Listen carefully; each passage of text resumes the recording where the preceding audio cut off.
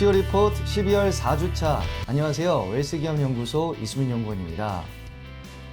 제가 CEO 리포트를 처음으로 진행한 것이 바로 엊그제 같은데 벌써 시간이 이렇게나 지났습니다. 2021년의 마지막 CEO 리포트 잠시 후에 시작하겠습니다.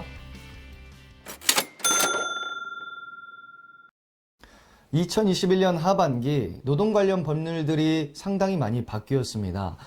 주 52시간 근무제가 시행이 되었고 공휴일이 이제 유급휴일이 되었고 심지어 대체 공휴일까지도 유급휴일이 되었습니다.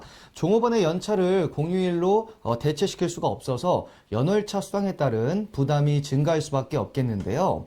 게다가 임금명세서 지급교부가 의무화되면서 물론 근로자와 어떤 사업주 간의 분쟁을 미리 예방할 수 있다는 장점은 있을 수가 있겠지만 아무래도 소기업의 경우에는 종업원 수가 적기 때문에 이에 들어가는 비용과 시간이 더욱더 증가할 수밖에 없겠다라는 우려는 있습니다.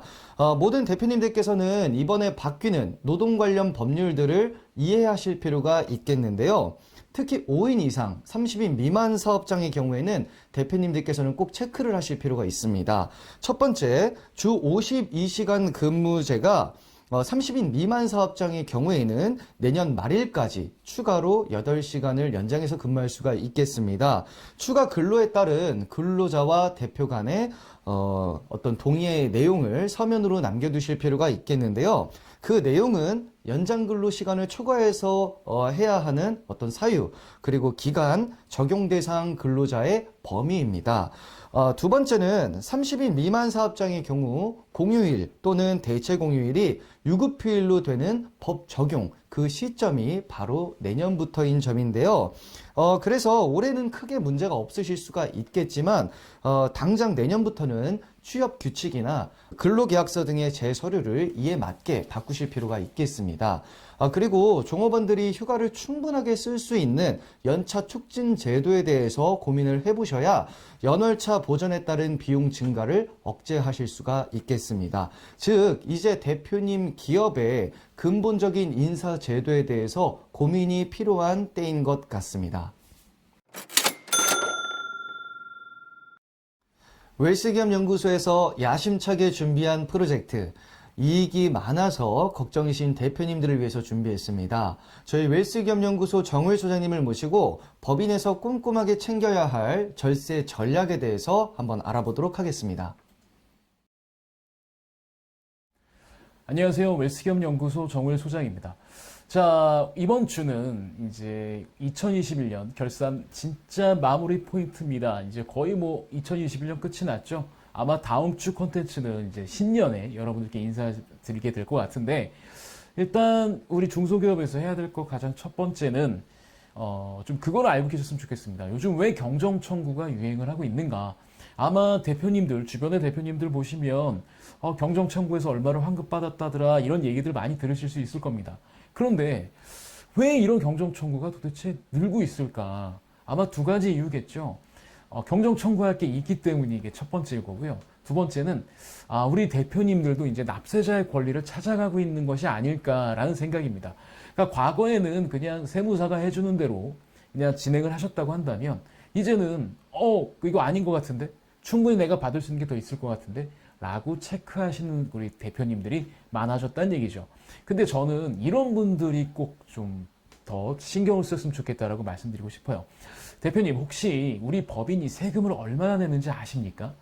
그러니까 그 말기를 얼마 내서 그게 싫다 이게 아니라 내가 지금 보통 순이익이 얼마인데 이 중에 몇 %를 세금을 냈지? 이 정도로 알고 계셔야 되는 거죠. 예를 들면 우리 회사의 과세 표준, 즉 다시 말하면 법인세를 내야 되는 기준 이익이 얼마인데 그 중에 내가 몇 %를 세금으로 냈지? 이런 것들을 좀 아시는 게 중요할 것 같습니다. 왜냐하면 우리나라 같은 경우는 솔직히 최저한세 제도가 있습니다. 그래서 우리 대표님이 조특법상 많은 세액공제나 세액감면을 받을 수 있음에도 불구하고 매해년도 기본적으로 내야 되는 최저세율이 있거든요. 그걸 최저한세라고 하는데 이 최저한세를 내느냐 아니면 최저한세를 넘게 내느냐에 따라서 전략이 많이 달라집니다. 그러니까 최저한세 밑으로 내신다. 그러니까 최저한세를 딱 내고 계신 대표님들이라면 솔직히 세액공제, 세액감면에 대해서 이렇게 묻어날 수도 있습니다. 아니면은 뭐 남들이 야 세액공제사 이거 환급 신청했더니 경정 청구했더니 환급이 됐어. 못 받으실 수도 있습니다. 왜냐하면 이미 매년 내야 될 최저 세금을 내셨기 때문에 뭐 세액공제나 이런 게 당연히 적용되지를 않았겠죠. 그래서 아마 못 받게 되실 확률이 상당히 높고, 그 다음에 그리고 보통 세무대리인도 최저한세를 내는 기업이라면 사실은 세액공제나 이런 세감면들을 사실 꼼꼼하게 체크하기가 좀 더 쉽지 않겠죠. 그러다 보면 사실 세액공제나 세액감면 같은 경우, 그러니까 최저한세 때문에 그 해년도에 어떤 공제를 못 받는다고 한다면 얘가 2월이 되거든요. 근데 2월 되는 공제액에 사실은 안 쌓고 있다라고 한다면 그냥 에이 뭐 올해 뭐 7%밖에 안 내는데 뭘 더 넣어 1월 애쓰지 말자 이래 버린다고 한다면 나중에 이익이 확 늘었을 때 근데 그때 답이 없는 거죠. 그러니까 이 세액공제라는 게 이게 2월이 돼가지고 좀 이렇게 좋게 나중에 이익이 갑자기 늘었을 때 좀 기회를 줄 수 있는 거고, 그 다음에 또 창업 중소기업이라든가 아니면 세감면 혜택을 크게 받는 특정 기간 동안 기업이라고 한다면 세감면 혜택이 끝나고 나서가 이제 이슈가 되지 않겠습니까? 근데 세감면 받는 기간 동안에 막 2월 공제액을 쌓아냈다고 한다면 네, 그때는 충분히 뭐 쌓아놓은 게 있으니까 괜찮아 라고 생각할 수 있겠죠. 그러니까 그런 것들에 대한 준비를 하셔야 됩니다. 그러니까 7% 최저한세 낸다고 해서 세액공제 뭐 이런 거 신경 안 쓰는 게 아니라 이거를 신경을 쓰셔야 되는 거고요. 그 다음에 알아두시면 좋을 게 환급액이 있어야 지나간 거에 대한 경정 청구도 가능합니다. 그 말은 무슨 말이냐면 환급액이 있어야 작년에 이거 세액공제 안 넣었는데 그럼 2월 세액공제라도 넣어주세요.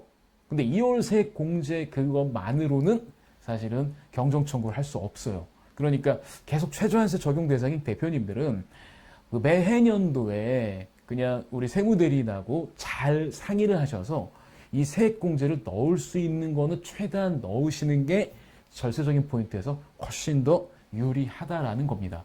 그래서 사실은 뭐 이익이 많이 나서 세금을 많이 내시는 대표님들도 물론 세액공제, 세액감면 되게 중요하게 체크해야 될 포인트지만 이미 많은 공제를 받고 있고 세율이 적어서 에이 뭐 고민할 게 있겠어 하는 대표님들도 꼼꼼하게 찾아서 매년 정기적으로 이 세금에 대한 불이익이 없도록 계속 관심을 가져야 된다는 얘기 올해 마지막으로 드립니다. 오늘은 여기까지입니다.